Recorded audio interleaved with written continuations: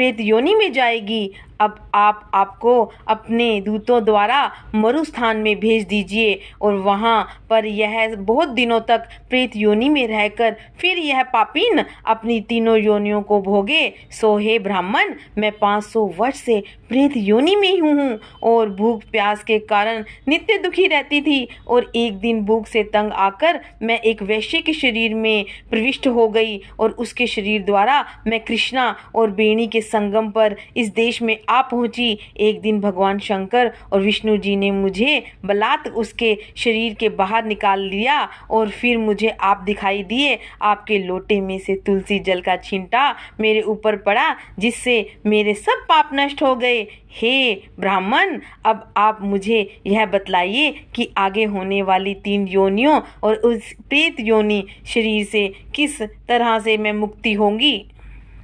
धर्मदत्त ने कलह की बात सुनकर उसके पिछले कर्मों और वर्तमान अवस्था को देखकर बड़ा दुखी हुआ। उसका दुख देखकर उसका चित्त पिघल गया और फिर उसने दुखित भाव से कहा।